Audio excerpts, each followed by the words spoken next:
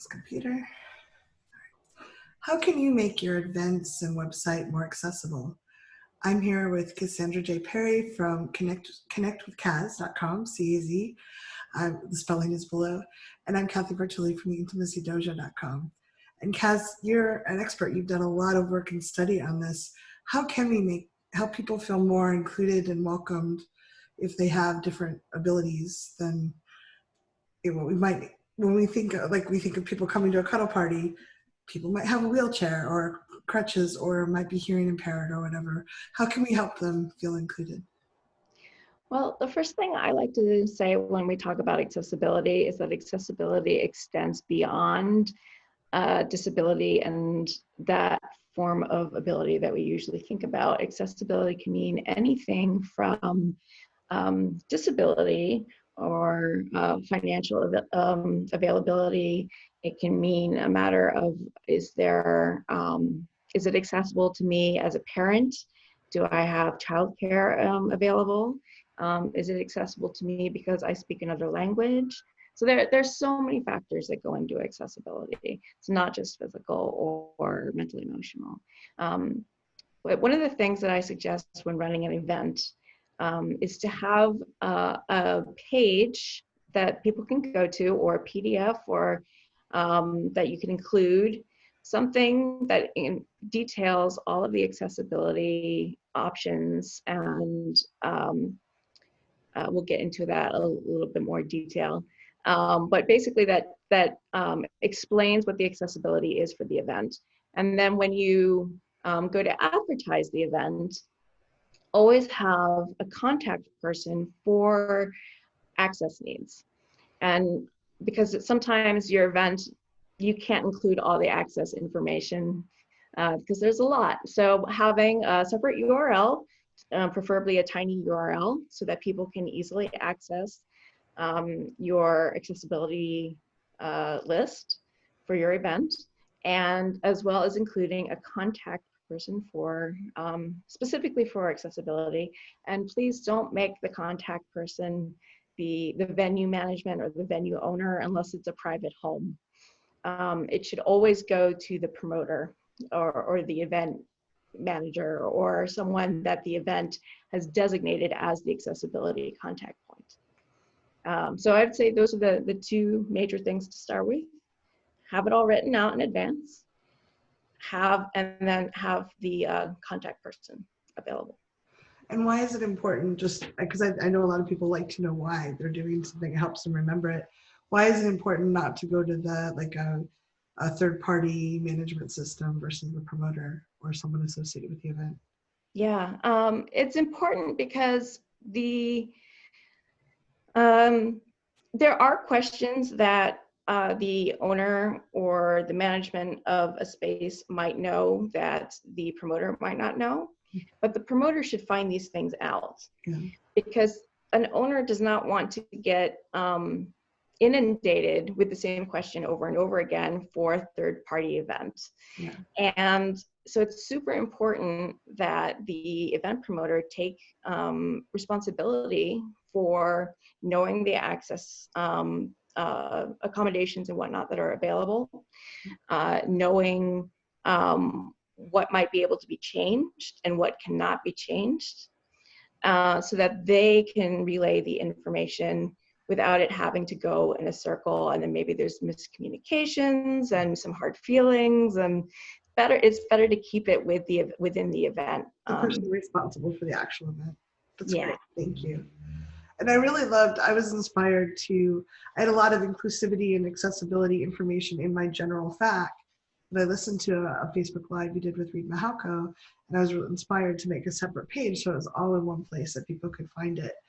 And I really appreciated one of the things you said, because I was feeling very overwhelmed. I felt like I had to take care of everything all at once. And I was just I was freezing. I was just like deer in the headlight, like, oh my God. And I imagine that's what some people that want to attend events feel like. It's so much to face and to deal with, and no information. So I really love that you're suggesting at least have something, start somewhere. Give them a place someone to call or some information, and you can always build on that. And that was I wanted normalize that for anyone who's listening, because there's a lot of information out there. We're just like with supporting Black Lives Matter and other things. It's like there's so much we can do and so much growth we can always have in front of us. But if we don't start somewhere, we're not going to make any difference at all. Right. So, always be improving. Yeah, well, I just really appreciated how gentle you were about that. That got me unstuck enough that I could write this. That's great. So, yeah. So what we're going to do is I'm going to share, I'm going to embarrass myself by sharing what I had written up and I sent to Caz to ask for some feedback on. So we're going to show you all, or Caz is going to show you all the things you could do to upgrade from where I started. So I'm going to share my screen, and feel free to add anything else that you think is important at this point if you'd like. There you go. So can you see the screen? Yeah. Okay. So we can just start from the top, and I will point out that this is a direct copy and paste from what Kathy had on the intimacydojo.com as the accessibility page, including the graphic that was at the top of the page. So I've started by the original description. There was a description for the graphic, which is good. It said colorful cartoon drawing of women of different colors holding hands, one in a wheelchair. And I made a couple different suggestions about that. The first one being not using the word cartoon, using the word illustration instead, because a cartoon, the image itself, it doesn't look like a screen grab from a cartoon that we would watch on TV. Right. It doesn't look like something from a comic strip. And it's not intended to be funny. It's intended to illustrate a purpose. So by changing the word from cartoon to illustration, we are better able to understand, if we cannot see the visual, the graphic, we're better able to understand the intent and as well as the style of the graphic.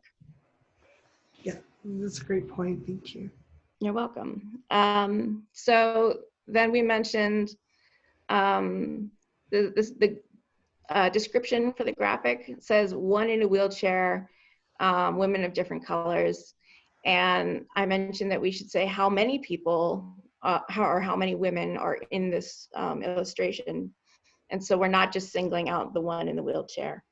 So we're saying how many, and then one happens to be in the wheelchair. You could even get more detailed if you wanted to and say 4 are standing, 1 is using a wheelchair. Mm-hmm.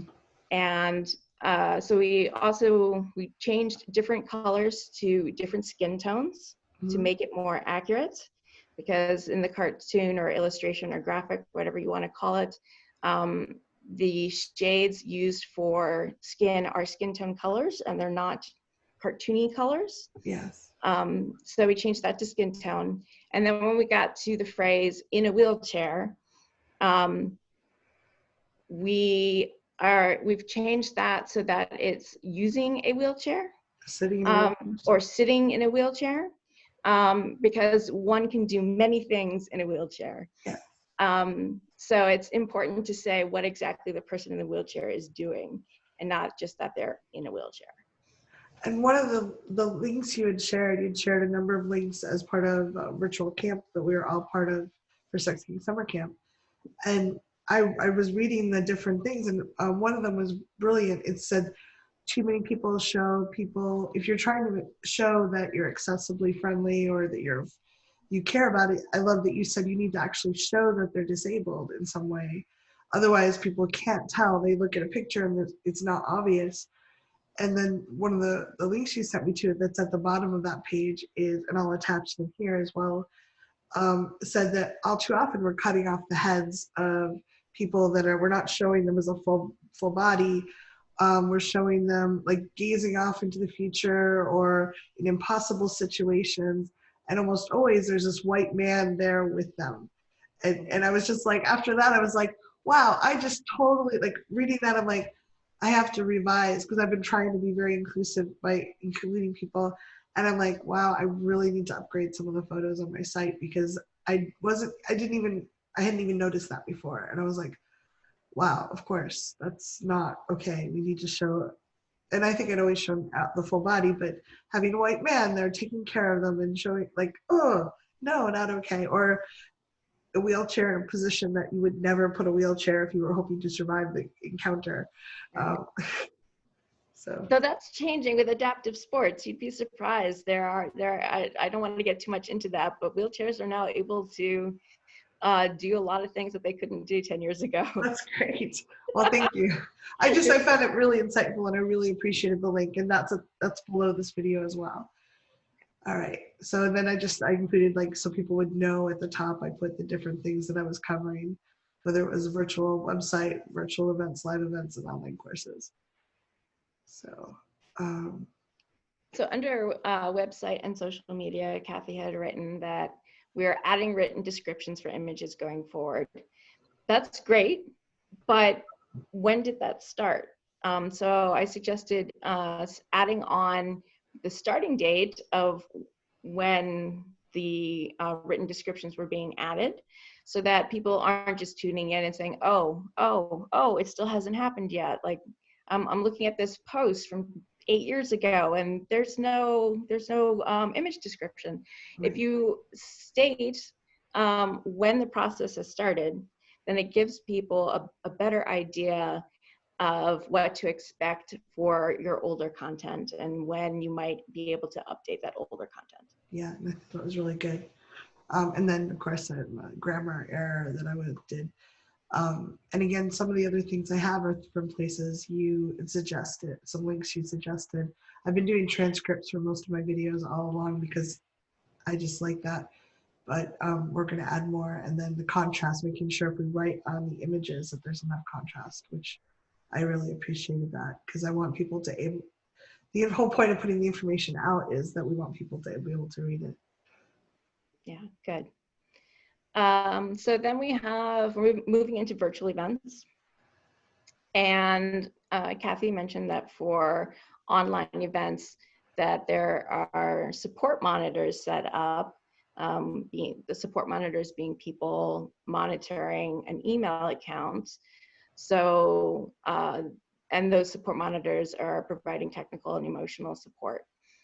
And then I suggested having ways of supplementing the email address, because email isn't accessible for everyone. And particularly if they are in a setting where maybe the mic has to be on for the virtual event, or they themselves are in an environment where maybe they have children with them, or maybe their parents are with them, or who knows who's with them, and they don't want to disclose what they need support with. And the reason that this is relevant is because if you're blind or visually impaired, the way you use your device is you speak to it, so it's out loud. And if you are doing that in a non-private setting, it makes email inaccessible for you. So having other ways of reaching support can be extremely useful. But again, that's sort of a know your demographic tip. If you can poll people in advance when people are signing up for your events to find out what their access needs are. A thing I would suggest is not to just leave an open box that says, please tell me your access needs, because people get very intimidated by that and then don't say anything, because quite often they might have a long list of access needs, but some they might say, oh, well, I can do without that, or I'll just like sip that part out or whatever.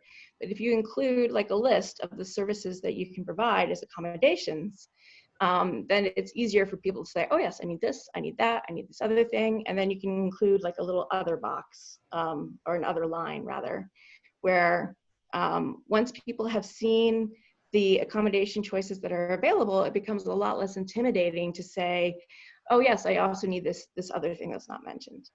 So that's one of the suggestions I had, which is supplementing the email. And it says on the page, facilitators and support staff are emotionally savvy and are not medically or psychologically trained.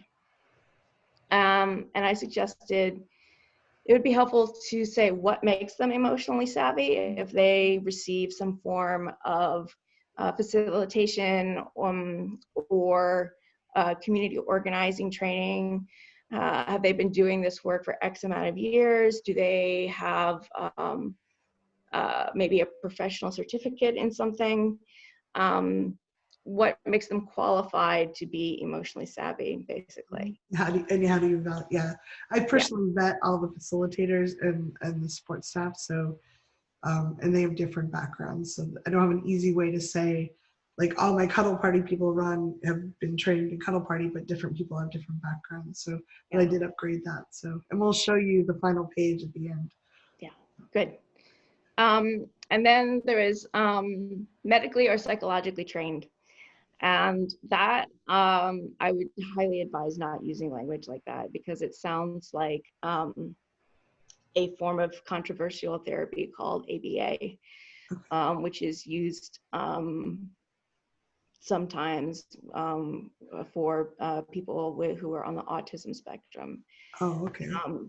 And it's a very it's a very violent treatment. And so, but what it does is it medically or psychologically trains the patient to act the way that the proctor, the doctor, or whatever believes is the correct way. Mm. So by saying medically or psychologically trained, it really, for people in that demographic, it can really imply that type of training. That's useful to know. I wanted to say we're not doctors or psychologists, and we have some training or some experience. So yeah, thank you. That's useful. I don't want to, that would be terrifying if I ran into something like that and had that experience.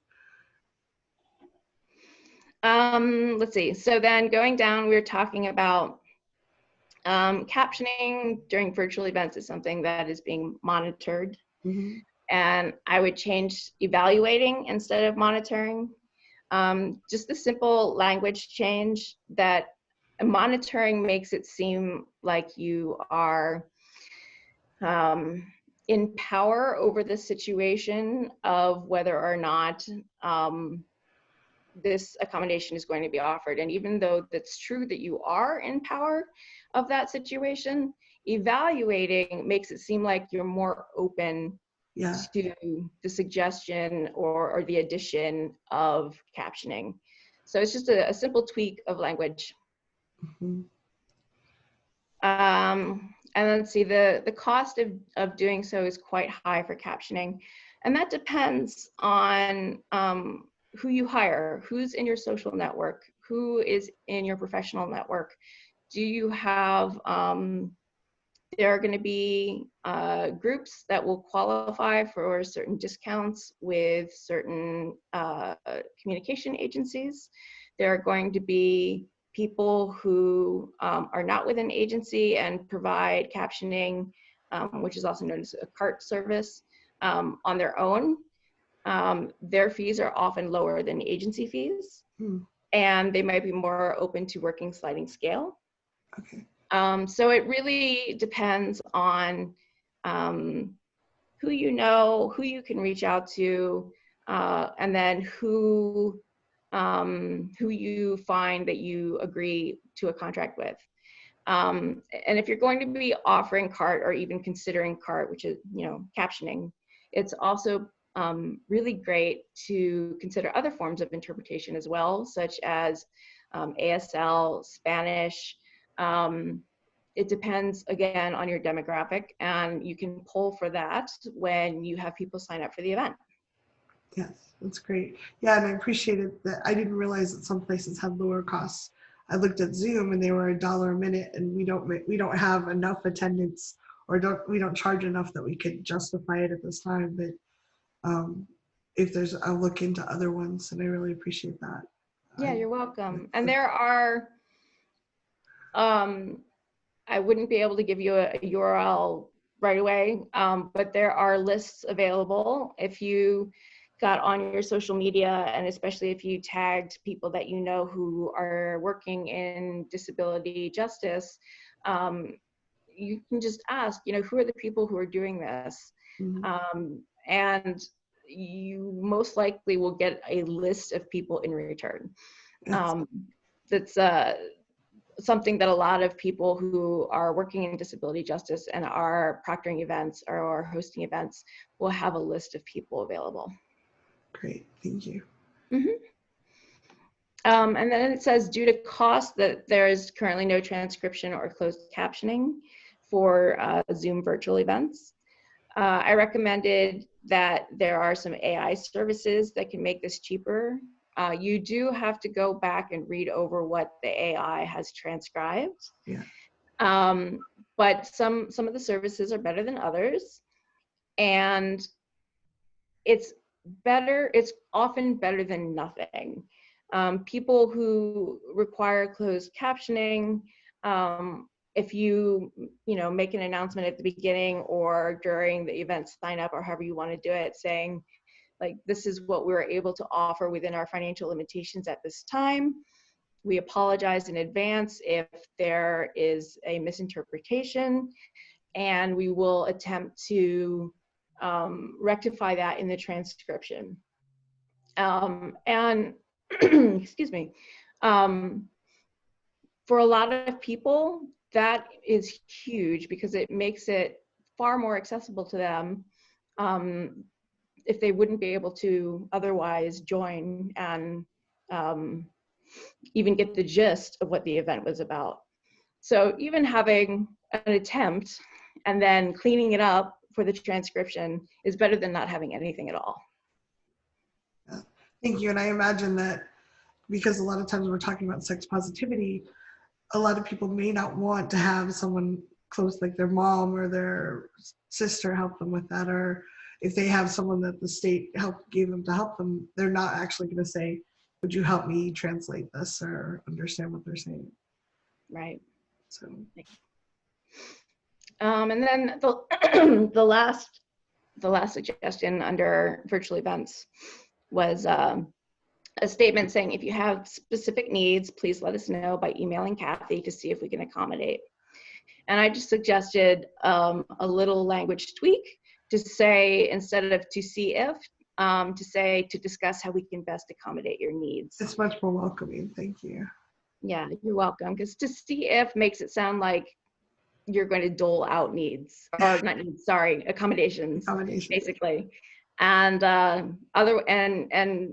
the other phrasing, when you're having a discussion with someone about accommodation needs, then you're really figuring out together how things can be met, if people can do something a different way, if people can team up with someone to create an accommodation, things of that nature. So a discussion is always better.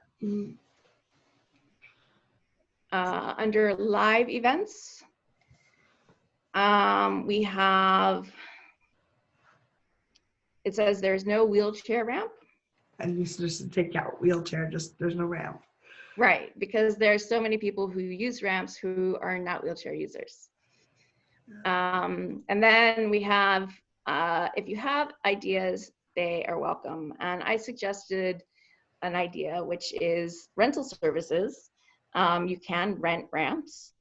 And there are also ways of building removable portable ramps on your own. There are schematics available online. I appreciate that. And for a lot of people, I'm not going to build something like that. I don't have the facilities. I did look in renting here, and maybe I don't have good links for things, but buying one was like $1,200. Renting the one for 5 hours was $300, which is more than we often make for an event. So I was just like feeling, I looked around trying to find a used one I could purchase. And so I maybe there's other places I can look for the rental that may not be as expensive. I think California may have, because they have so many rules about how sturdy it has to be and how long it has to be for the number of steps and everything, that maybe that's part of the cost in that. I'm not sure. It is something I would highly recommend. People can all over the United States can do this if they are trying to provide a ramp for an event, is to contact their local independent living center. Okay. And they go by different names in different parts of the country, but they're all independent living centers.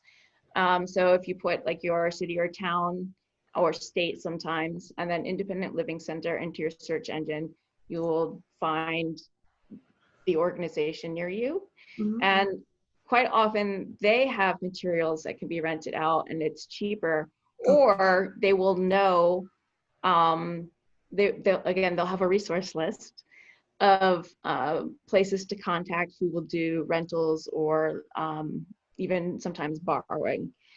And another source for that is some states through vocational rehabilitation services, colloquially known as voc rehab. They will partner with a separate government program to provide accessible technologies, ramps, wheelchair adaptable cars, things of that nature. And those programs often do loans for of equipment. So that's another possible source. Yeah, great. Thank you. That's great. It's very useful. So we got to, within the house, there is a restroom. And it doesn't indicate which floor the restroom is on. That's important to know.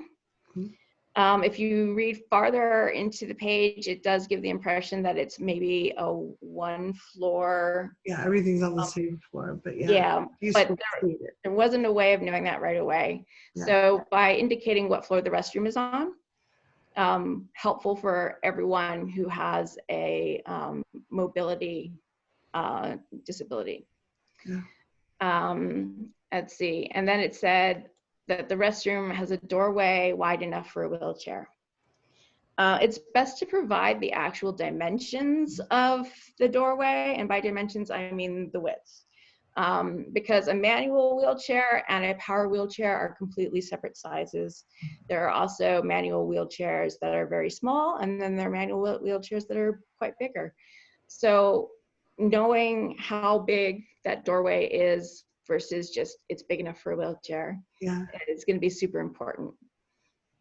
Then it says there's a sturdy counter next to the toilet. Sturdy counter is great, but how tall is the counter?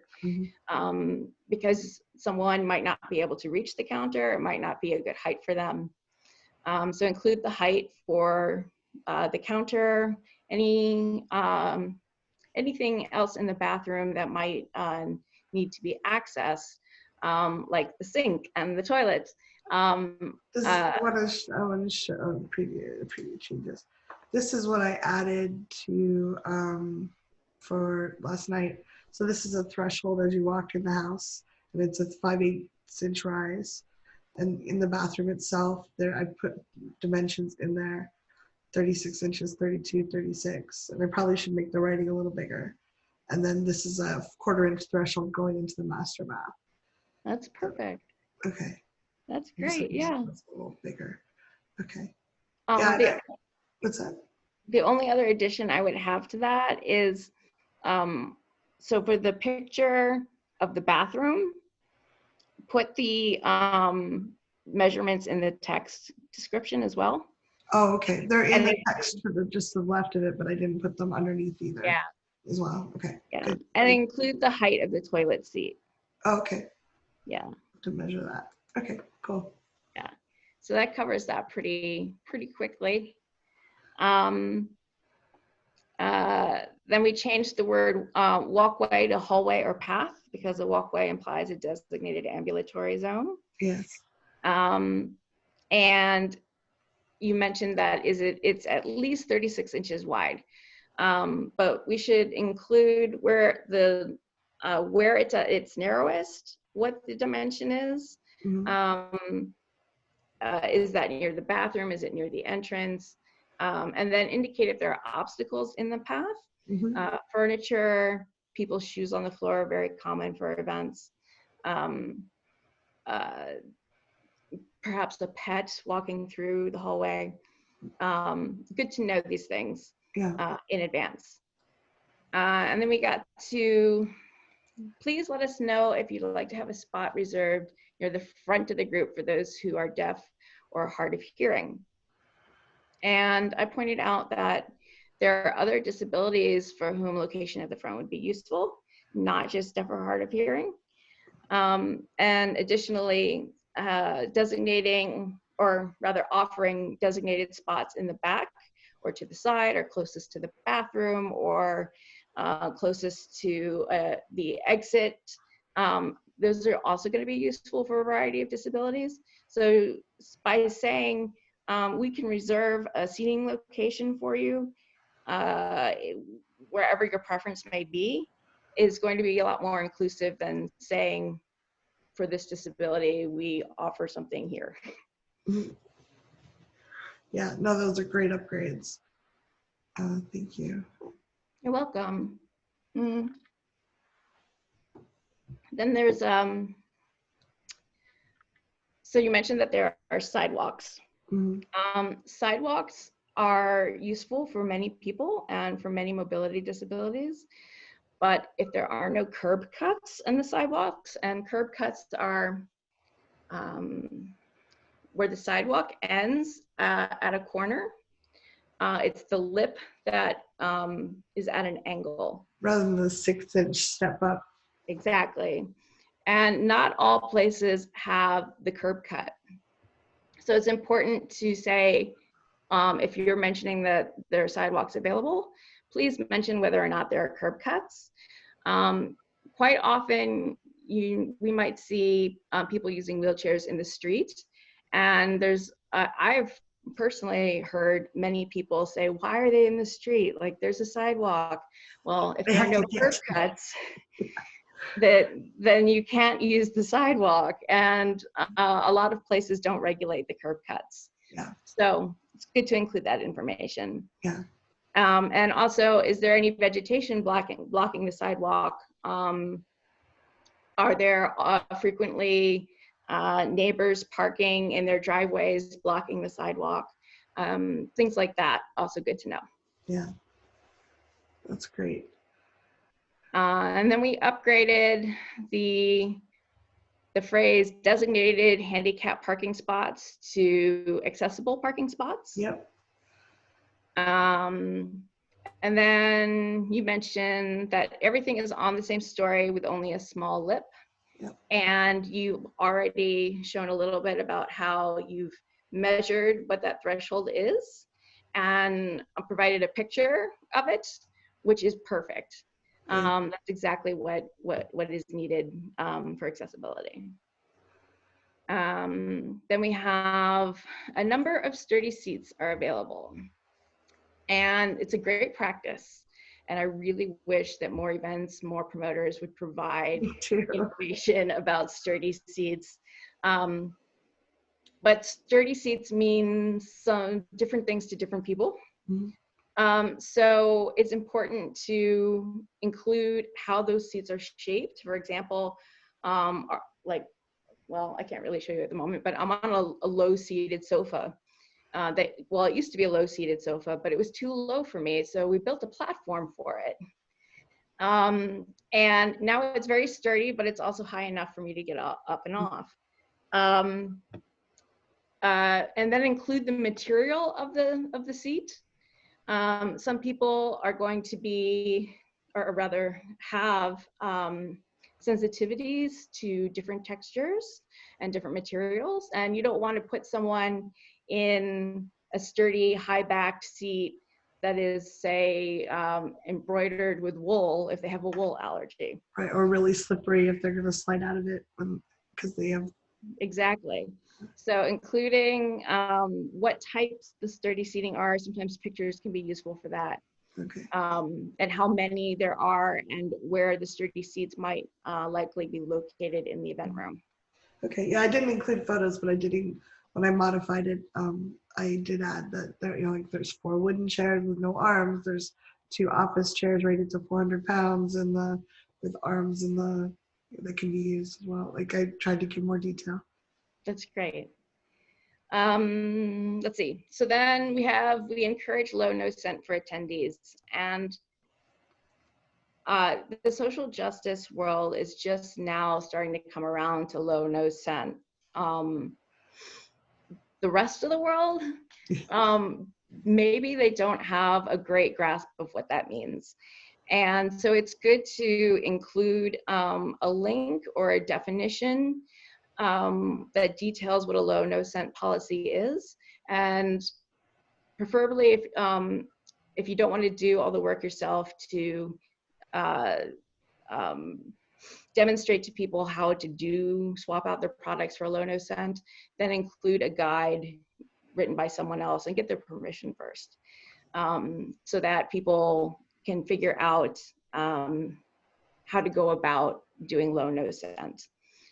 And then you mentioned that the event would do our best to spot people who wear cologne or perfume and ask them to wash it off.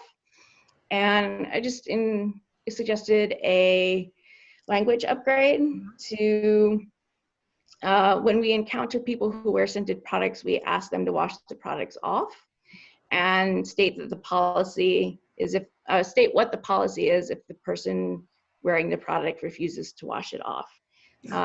That's good to have a policy in place before you encounter something of that nature. Yeah, we've never had anyone refuse, but I put in there like the first time they'll be refunded and asked to leave, and then repeat offenders will be just asked to leave without refunds because. And it's been interesting because I've had people come in reeking of incense and they're like, oh, that's not a scent. And I'm like, it absolutely is. Like we're having to educate people as we go. Yeah, for sure.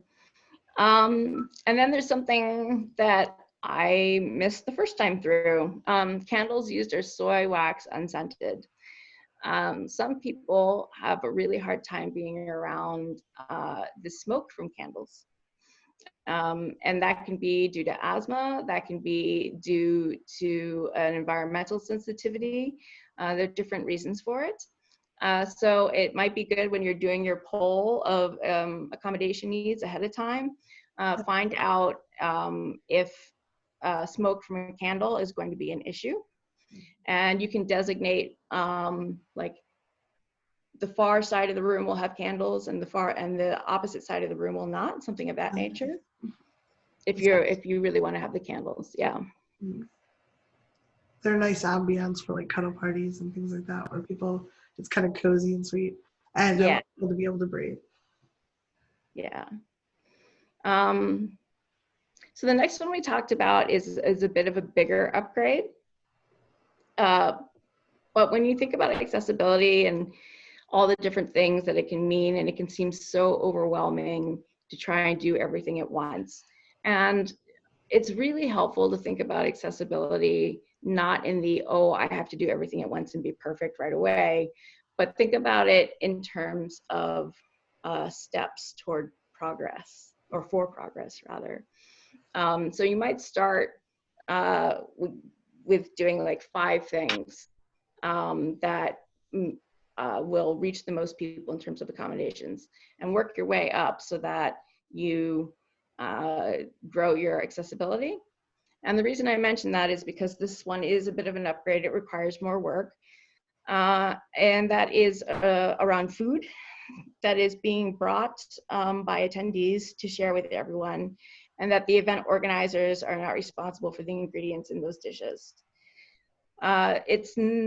The suggestion that I have that I've seen implemented in a couple of different play spaces and a couple of private parties is to ask your attendees to include a list of what is in the dish that they are bringing. And you can make it into a fun activity. Buy a bunch of those 8x10 cheap picture frames from IKEA and then you're gonna put the printed out ingredient lists in each of them by the dish. And you can give out little prizes for things that you come up with, like this is the most inventive styling of an ingredient list, or this is the design most likely to succeed, or this is the one that's most on theme. You know, whatever you can come up with. People are, they're very competitive about Yes. those things. And most people are very proud of food that they make. So if you give them an opportunity to really show off what went into this dish and then to kind of glam it up, I found that people really love doing that, but it does require a little bit more work from the promoter. Yeah. So then we got to the issue of support animals. Yes. And it says that this is a private venue, so support animals are not allowed. And earlier it was mentioned that there is a cat in the venue. Yes. So yes, by law, you don't have to provide access because it's a private event. But it's still important to figure out, are you saying that there are no service animals allowed or just no support animals? Because they're two different categories of assistive animals. Yeah. And so then by figuring that out and then making the language a little bit friendlier, because you are the promoter and the space is yours. So you might want to say something instead that, like, this is a private residence, and the resident, and there is a cat. And as such, we regret that we cannot provide access for support animals at this time. Yeah. And if you really want to go into it, you can kind of maybe say, like, the cat can't get along well with dogs, or, you know, 20 whatever. years old, and if a dog walked in the house, she'd have a heart attack, and I would Exactly. horrible. So. That's the cat's access needs. So it's known as balancing. Yes, conflicting access needs. So it's good to give the reason why support animals are not, or assistive animals are not allowed. And so we're almost at the end. Yep. We're at, sometimes a phone flash is used at the end of the event. And when that's done, I suggest that there's an announcement made that the flash will be used, and then do that, give enough time after the announcements to say, hey, in 5 minutes, in 4 minutes, whatever, we're going to take that group photo, and there might be a flash photography. And that gives enough time for people, one, who don't want to be in the photo, and two, for people who can't be around the flash to leave the area where the flash will be used, instead of just popping up and going, oh, hey, we're going to do the photo now. Yeah, no, this is really useful. There are a lot of things that just hadn't occurred to me because I don't have that lived experience. So, and then adding the dates for the descriptions, I think. And then so then I'm not really sure how to explain this one, which is the event near the location. So, so in the old document, there had been a link to a Google map that showed the general area, but the description on the link only said this location. And for people who are unable to view the map for whatever reason, that's going to be incredibly confusing. Yeah. So by changing the description so that, or the link's words to be more descriptive, cross street nearby, or yeah, it's going to be a big help for people. And then you can say things like located near these crossroads or this landmark, or something of that nature. Yeah. Online courses, again, we are adding written descriptions for images, and just add the date when the activity began. And don't feel like you have to add a date, like a due date, because you quite frankly might not meet the due date. This is a date I'm starting, but I have over 1,000 articles on my site, and every one of them has a photo. And so I'm not committing to, I may never get to all of them, but I'm gonna, at least the popular ones, I'm gonna get those changed. And Yeah. so yeah, and I think that's Yep. good. And you'd given me some great resources that are at the bottom. Um, so yeah, so I've gotten almost all those changes. There's a couple of things. I take pictures of the chairs. And I don't have pictures of the actual location because I value my privacy, and I've had people show up that've been to other events just randomly to say hello and want to come in and hang out. And I'm like, no. So unless you buy a ticket, you don't get the actual address. Yep. Um, but yeah, I feel like the changes you suggested made it so much warmer and easier for people. I feel like people will hopefully come here and know that they're welcome and cared about, like we care about their needs. So I really appreciate that. And if you want to check out, if you want to look more detail, you can go to theintimacydojo.com/accessibility if you want to get that information. And I think I'll stop sharing so we can see you again, Caz. And if they want to know more about you, they can go to connectwithcaz.com. And you have a lot of really good information that people can dive into and learn more. So I really appreciate all the labor you do to help people understand how important this is for folks. You're very welcome, and thank you for making the effort. It really brings a lot of joy to my heart when I get to witness people starting that accessibility journey. Yeah, It's like butterflies. I was so glad. I'm so glad. And I do, like, just to remind people, if you're watching this and you're like, oh, that's a lot of work.